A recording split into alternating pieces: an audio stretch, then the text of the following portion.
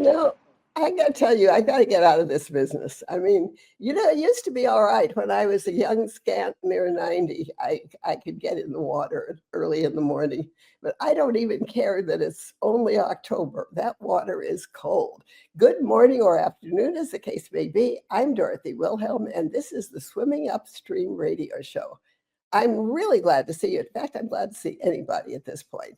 And we've got a fun, I think, actually, you should never say you have a fun thing, who knows? But this is our October show podcast. And so we are going to be doing trick or treat shows.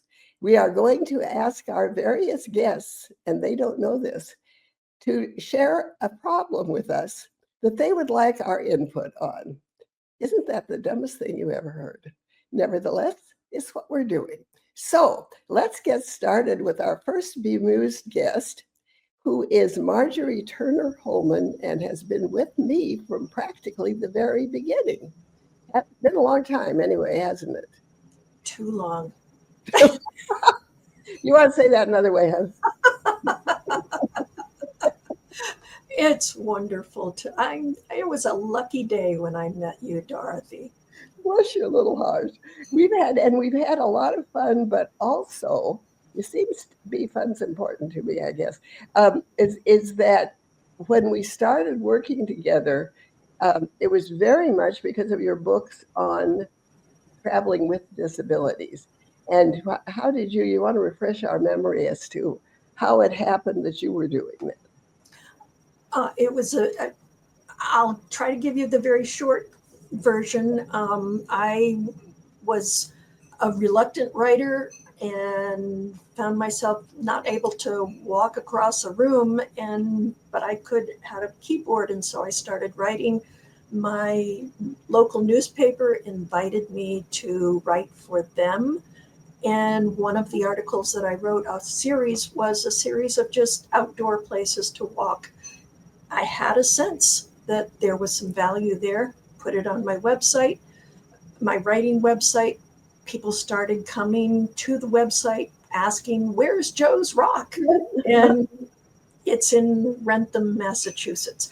After the 500th person came asking the same question, I said, I think there's a local need. And I started putting together information about trails. I already knew how to do book publishing for families, for self-publishing, just for their own purposes. But now I knew how to do this. I thought I'd see if there was enough to do. And before I knew it, I had a book and put it out there, and people were interested. And I started working on another one without realizing it. And then I had a second book. So let's just a second. Here's the deal, Kitty. This is it's an interview show, so you have to stop and let me ask a question. Good girl. So how many books do you have now? Oh my goodness. I think there's about 6 of the Easy Walks books. I've kind of lost track because I've got people in other areas now who have finished them or are working on them. Now, see, that's an interesting thing that I was going to ask about, is that actually people in other parts of the country, are they writing them for you or with you? With me. They do the field work for me because I don't travel easily. And so they do the field work, get all the details, and then I do the actual putting the book together with the template and doing the publishing. Well, just kind of to refresh people's memory, what's a thing or two, give me, if you can, say 5 things that you've discovered or that are tried and true measures for making travel easier. Can you do that? Just give us a few. Oh, golly, to make things easier. The first one is what my books try to help people with, is to be prepared, to look ahead. So especially for people with less energy, that they don't go in someplace and find that they can't do anything. So be prepared. Well, and I had that happen. My youngest son and his oldest son visited me last month, and we had a wonderful time. But they had imagined, and so had I, kind of, that we would go to the ocean because we love the ocean. And I don't have that kind of energy anymore. and they were wonderful about it. And they went around and talked to my physical therapist to see if he knew some things that would make it possible for me to walk in sand. We'll see. So, well, we tried. Sand is not an easy walk. And so what could we do? Is there anything? Do we just plan? What we ended up doing was just planning. Mom, how much what can you do? And there are beach mats that at least we have on the East Coast where I live that take you down to the water's edge. That they're firm mats specifically for people with wheelchairs or just mobility challenges, and they're actually get you right down onto the beach. I do not know if we have them on the West Coast or not. I would think we would. It's specifically for getting over soft sands and sand dunes. And I think that then we touched on another thing. Try to be good humored about it. Try not to say, "Oh God, everything's ruined. I can't." Our whole trip is ruined. We thought, no. We had so much fun. Yeah. Last night when they were here, my grandson brought his recording of Hamilton, and the boys did the soundtrack for me. Now, how wonderful! You couldn't have done better than that. You need to have a plan B, Dorothy. Exactly. That's another one of my most important points is don't just have one goal or one destination, and if that doesn't work, the world ends. Right. Have a second, hopefully something nearby so that it doesn't wear out the last energy that you have as an alternate or as an option.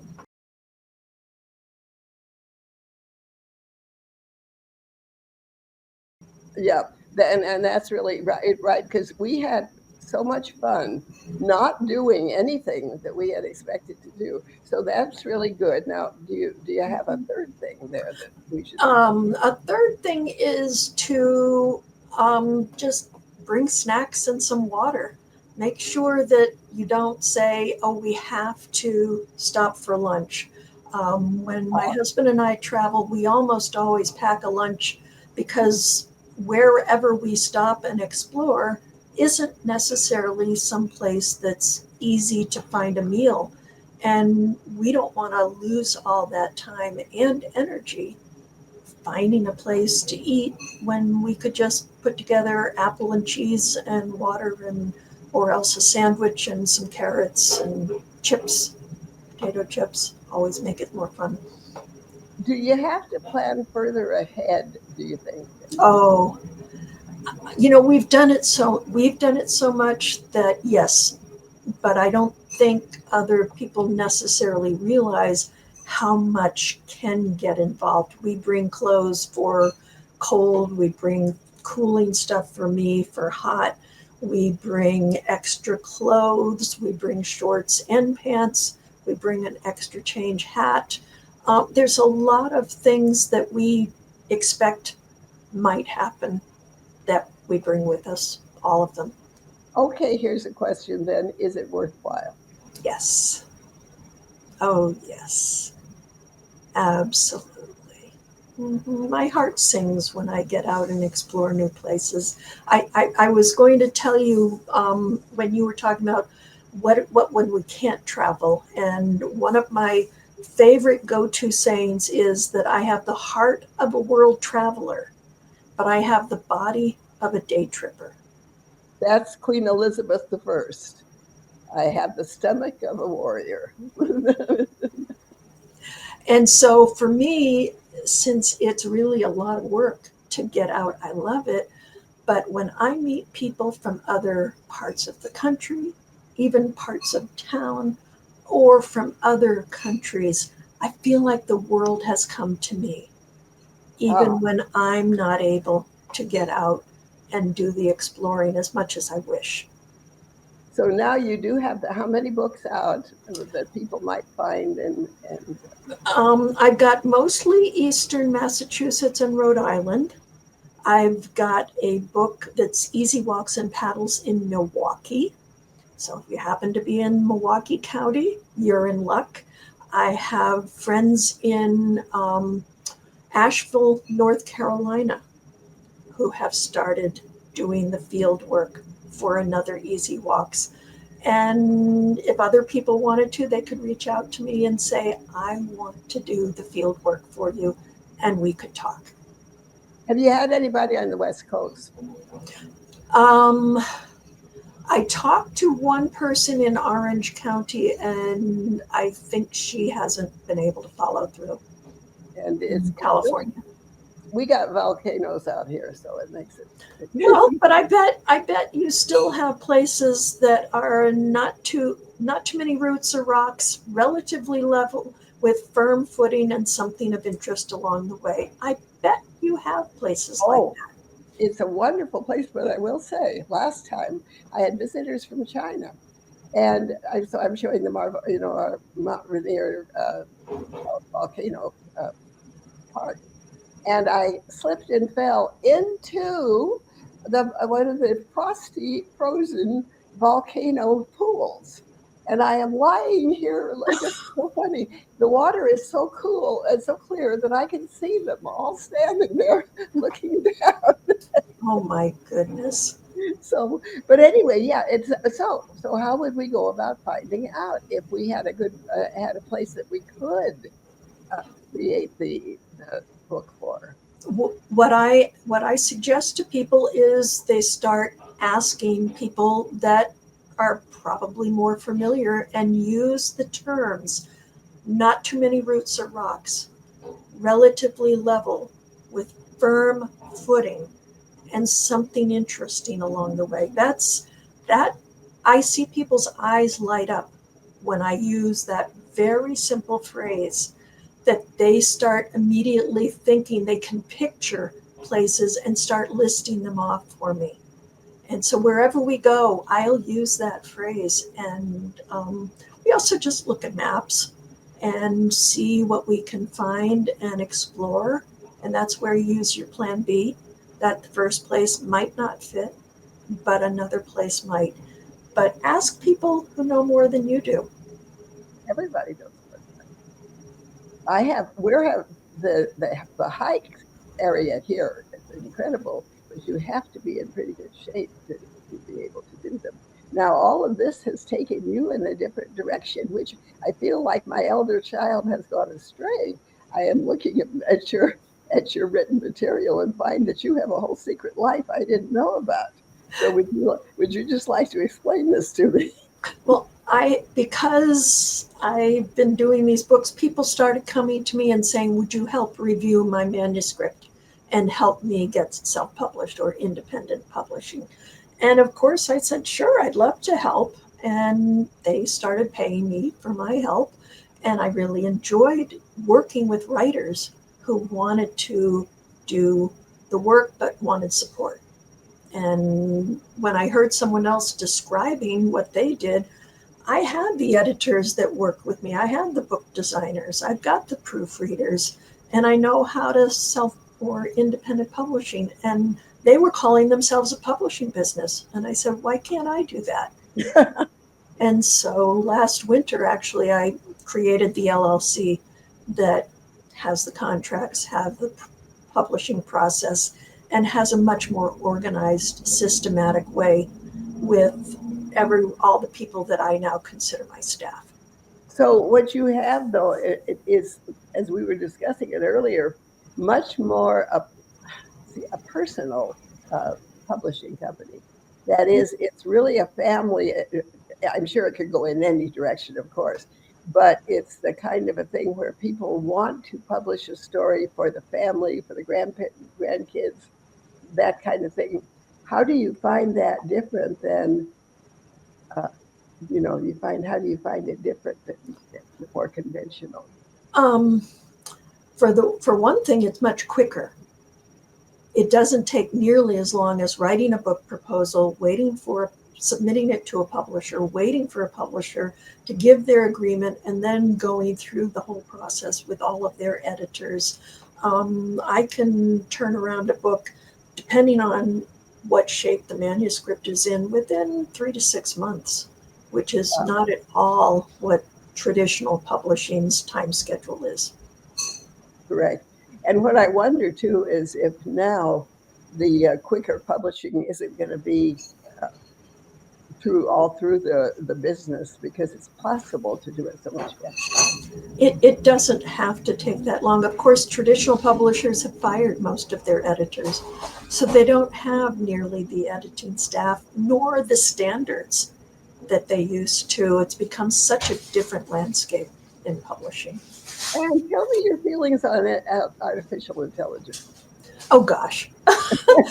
I was just speaking with someone today and saying, well, should I just use some artificial intelligence for my children's book to create some pictures for placeholders? And I said, draw stick figures. Just don't bring that in. Just put something of your own. And there are effective ways to use AI, especially if you're trying to do things like resumes and you need an extra set of eyes and tell me what I'm overlooking in my resume. That's a really useful way to use AI. Helping do some brainstorming, but to actually do your writing, I do not recommend that. And I think that it's not only not satisfying, but I know people who use them for newsletters when they're just saying, okay, I want to get these things out and these ideas, and they're trying to get it out regularly. For better or worse, I think it ends up making it so people post too frequently. And well, I will grateful of that. I will just remark and ask that I think it's going to ruin the world. So now what we already use it every time we search Google, and there's stuff there that is by AI that's giving you, here's your choices. So we've been using it. We're not recognizing it. Here's the thing. You can't turn it off. And it learns faster than we do. Way faster. Yep. So given that, and now I have seen that our marvelous producer has put up the sign that we're running out of time. We can't be surprised because we've been talking a lot. What would you like? And I want all of our listeners to know, our audience to know that all of the recording will be available. Also, any information that you'd like people to have, if you'll just send it on to me, I'll see that it'll go with the recording. So we'll have everything available. But what last little thing would you like people to know that they certainly couldn't possibly know now because they were out getting cookies when Oh, golly. I think all of us can do more than we think we can, but we don't have to. Interesting. What do you mean by that? I mean that we can pressure ourselves and we feel like, but I used to be able to do that. Yes. Well, there are other things that you maybe never tried that you might discover you enjoy. For me, it was writing. I avoided it like the plague until I lost all the other options that I had at the time. And suddenly I found that worked. And it was a whole new avenue that I had never considered.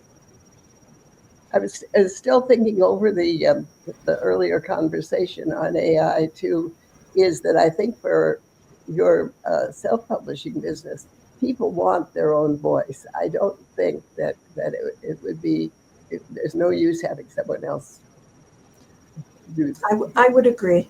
Yeah. I would agree. I'm a little uncomfortable. I can tell people are going to my website and downloading my audio recordings, and I suspect that's because they are using it to train. Yeah. And I am concerned about that, but not so concerned that I decline being recorded, because it's still like that's abuse. So let's have the name of your company. The company is Marjorie Turner LLC. Altogether, Marjorie Turner, no space. Marjorie Turner LLC, and my website is marjorieturner.com.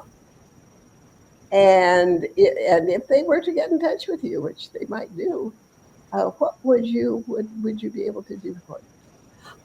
I would have a conversation with them and find out what they want first, and if we're a good match, because not everybody is. Oh, I can't have that. Oh, as my great grandfather would have said, if everyone loved the same thing, everyone would want to be married to my wife.